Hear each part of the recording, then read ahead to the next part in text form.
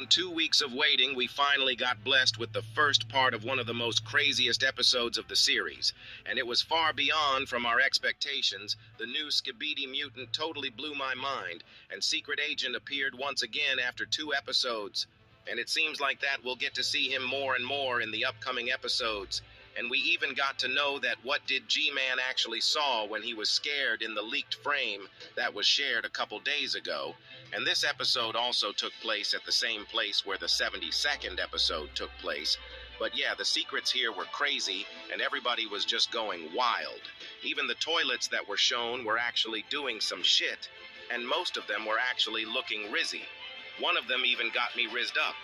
And to be honest, I'll be taking some classes for them as I have to rizz up the upcoming women characters in the series. And although we've not seen the Secret Agent in the last 2 episodes, and we've only seen some of his goons, but this time he finally appeared by himself. And this does show us that how important episode 73 is. The lore in the episode was crazy, and we actually got to see that who Plunger Cameraman really is, and how he switched shirts, and a recording from 1985 also revealed a lot of stuff that we'll look at. And did he actually never died?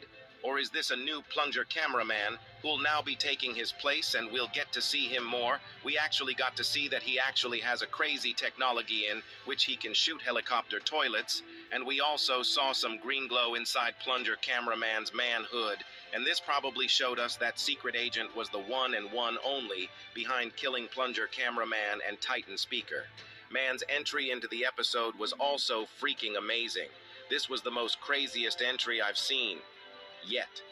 It was so cold that my spine got frostbite and when I actually saw G-Toilet with Titan TV Man and saying that you have no idea what's coming was actually a crazy part about G-Man.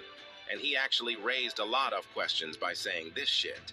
So what exactly is coming? But anyways, here we go. So first things first. Firstly, I want to talk about the description of the video because it actually says, and to be honest, I don't know why Boom actually puttered it here. Maybe there is some hidden meaning behind this, but this word doesn't actually give much of an intel that what actually is happening. So it seems like that we have to wait for the second part for a proper intel on the episode right now. We also got to see that who planned your cameraman and camera woman are, or you can say like they were and who are they transformed into right now. So basically, this episode actually revealed the backstory of 2 of the craziest character in the whole Skibidi toilet series.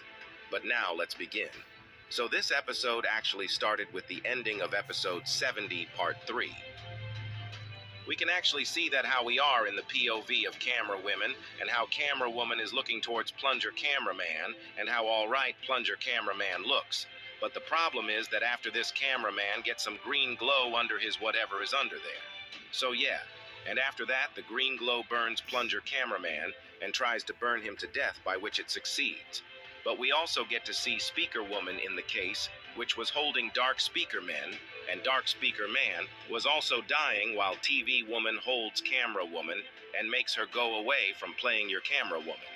And after that, we actually get to see our screen in the series pause for the first time and go in the flashback. And we actually get to see that how Plunger Cameraman died in episode 70 and how TV Woman took him with him. But after that, we actually get to see a more flashback and on your cameraman in episode 52. And after that, we get to see Plunger your cameraman in another episode, and then in another episode, and then in another episode, until finally we reach the place that we're all looking for, 1985. And this here was literally crazy. Like I couldn't even understand what was happening for a few moments. But after that, every piece of the puzzle came together. And to be honest, by making this analysis and literally coming an entire movie. And finally, after shifting POVs for a whole decade, we reached something that we are waiting for. Because right now we can actually see on our screen that how it says 1985-16, September 10:30 a.m. And a girl sets the camera and goes to a guy named Dave. Now here, we can actually see that how this is a lab and how people are working here. Now Dave here and this girl here are very important people because they are literally the characters of the series and show us that what's coming. So the girls ask Dave that are you in or are you back, to which they replies, nah, I'm good. But a few moments later, Dave actually thumbs up, and this means that they was back. He didn't want to actually tell the girl that he was back. No, there's actually a theory about Dave that he actually is Plunger Cameraman, because this all is being watched the new Plunger Cameraman's tablet, and it seems like that Dave is Plunger Cameraman, and he is getting his flashbacks. No, I can't really say anything about it, but this all looks crazy, and it is crazily complicated too. But if we'll get into this later in the video. So after this, we actually get to see that how our POV popes are our tablet, and we see that we are in the POV cameraman. 69. And to be honest, this looks crazy at first, but everything became clear with the passage of time, because as our cameraman lands, you actually get to see a plunger in his hands. And after this, I was clear and square that this is a new Plunger Cameraman. Now, on one hand, I'm pretty excited about this guy. On the other hand, I kind of feel bad about her hero, that he is being replaced by another guy. But he also has the memory of our hero, so it seems. That Plunger Cameraman has gone nowhere. Just his body has changed. His mindset is everything. His memory is the same. And we actually get to see that how he loads his weapon. Because before getting off the plane, and when he gets up the plane, he meets up with the mutant Skibidi told that we saw in the leak a few days ago, and kills him and kicks the shit out of him. To be honest, this mutant toilet was no match for Plunger Cameraman, and we actually get to see that how he was going to pick up a cameraman, an engineer cameraman, but his I'm really missing. So this scene was kind of goofy, and after that he picks it up with another.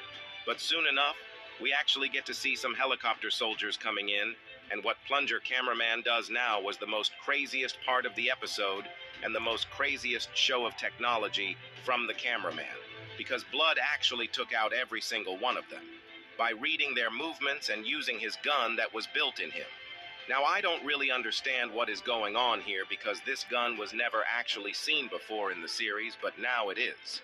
So yeah, it seems like there's something crazy is going to be happening later in the video, because Blood actually takes out the helicopter toilet so fast that even my dad forgot to go for milk.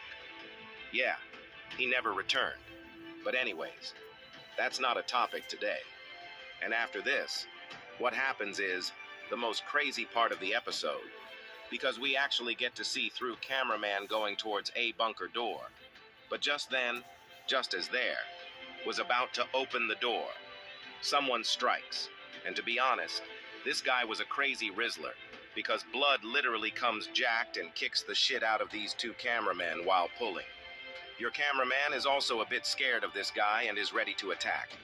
But as soon as he was about to attack, and the mutant toilet also was to their kick the shit out of Plunger Cameraman, we actually get to see the scientist toilet coming. And no, it wasn't a scientist toilet. It was TV Woman who was controlling it. And TV Woman literally takes anyone who she sees, to be honest. And I'm not talking about decoys right now. If you know, you know. Because it seems to me that the Alliance is upgrading themselves, and they're also creating powerful guys, like the toilets create mutants in the episode. And that's the one reason they'll be taking upper hand, and we'll also get to see a lot from many different perspectives now. And we actually also don't know if this guy is the same Plunger Cameraman with all his memory, or is he a different guy that's completely or partially different from our original hero. And I didn't also understood that why the secret agent killed Plunger Man in episode 70 part 3. And he probably did that because he had actually seen him and his goons, and he would be a huge threat to his mission if he survives, because he actually has seen many ghost cameraman in episode 70. And that's why killing him and completely finishing him off was pretty important for the secret agent, because he didn't actually wanted him to interrupt. But now let's continue. We actually get to see G-Toilet coming in with scientists' unfinished project. And we also get to see that how TV Woman attacks on G-Toilet, and that's the reason he was sad in the leak that he showed. And here he kills Scientist Toilet unwillingly, even though we clearly saw guilt on his face moments before this. But as soon as he kills him, we actually get to see Plunger Cameraman shooting at the toilets carrying the container. And just as G-Toilet is about to attack, we see Titan Speaker Man destroying the shit out of the container, and oh boy,